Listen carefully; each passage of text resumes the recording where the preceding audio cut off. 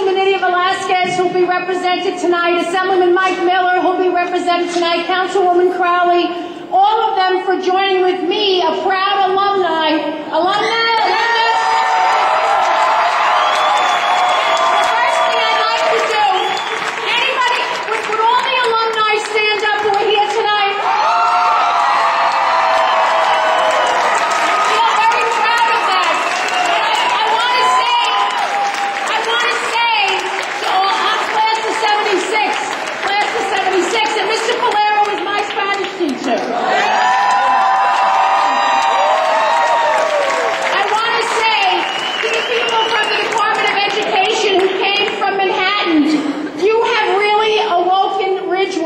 Ridgewood can be kind of a sleeping giant. You know, we're a nice neighborhood. We work hard. We mind our own business. We get very little from the city. We don't get enough from the state. But this terrible threat to our community high school has been met, I think, with the strongest outpouring of support in my many years of community service. I want to read a brief and formal statement. Those of you who know me know I don't like to read from a text, but I want the record to reflect that we love our high school and we are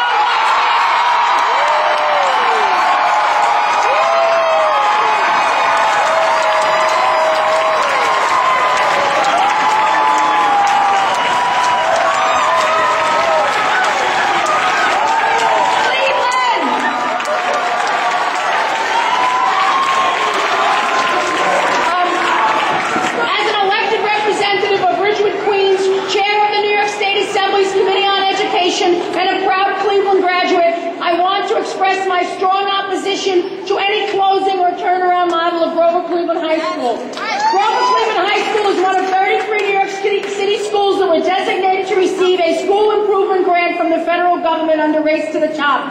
I want the panel to know that I helped sponsor some of this in Albany, and I did not sponsor this so my high school could be closed.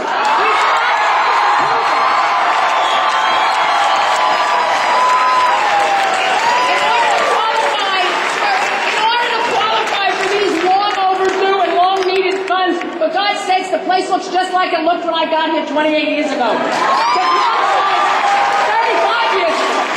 In order to qualify for this grant, Cleveland was agreed to undergo one of the reform models required by U.S. DOE. Cleveland was placed in the restart model and spent the first half of the school year operating under that model.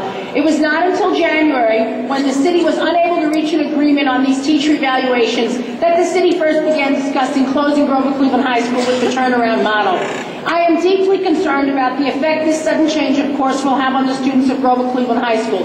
It will have a negative effect not only on current students, but on the outgoing seniors and incoming freshmen as well. Even just the announcement of the possible closing has probably done damage to the school's future prospects, and it's outrageous that you would consider closing without some kind of a phase-out that would allow the juniors to graduate with their school. Whatever benefits you hope to achieve will be negated by the problems that this causes. I can attest that parents will be very hesitant to send children to school. We've heard from dozens of people worried and upset. My staff have been working with the leadership team, with the new principal, to really support this, the model, the restart model, and the earlier proposals. When Chancellor Walcott, and yes, you, Deputy Chancellor Sternberg, and State Commissioner of Ed, John King, visited Cleveland in the fall, they both left, all three of them, with a positive impression of the school. Under our new principal's leadership, the school has really made an effort to be a welcoming place for the community, welcoming families and community members. We've also worked hard here to create a safe and stimulating school environment, and yes, one that graduates more students, gets them into the colleges of their choice and the careers of their choice.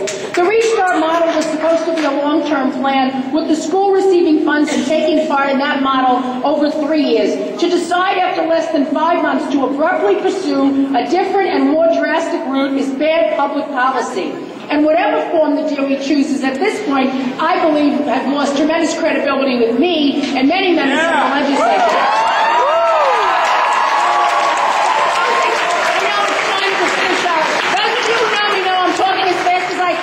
The closing and reopening of 33 schools is a tremendous undertaking, and it puts a tremendous strain on DOE personnel and resources. Many serious issues are going to arise that will hurt the school. You know, we heard such wonderful testimony from that wonderful student government president and the other students outside, future Assemblywomen and Assembly members all, from the parents. You know, we know our school faces challenges and that there's work to be done, but this model will not achieve the changes that people want. I'm very proud to say that this morning Borough President Marshall and every single member of the Queens delegation, Congressional, State Senate, Assembly, and City Council rallied today and said, we do not want to see schools closed. Queens elected officials stand united to support community schools, which have a long tradition in Queens. We stand against abrupt closures of long-standing schools with no real care planning. There's no parental input into this plan. These poor people are being asked to make it as if they have decision-making power. They're sitting up here. We know they don't. We know that you do. And you have to listen to us. It's particularly inappropriate to use state resources to close these schools. And I think we have to ask the question, you know, will sports teams be cut? You know, what sports teams get cut in this model? What educational opportunity programs will be eliminated? What will the mission and the theme of these so-called new schools be? Will they have to share the auditorium? Will they have to share the cafeteria?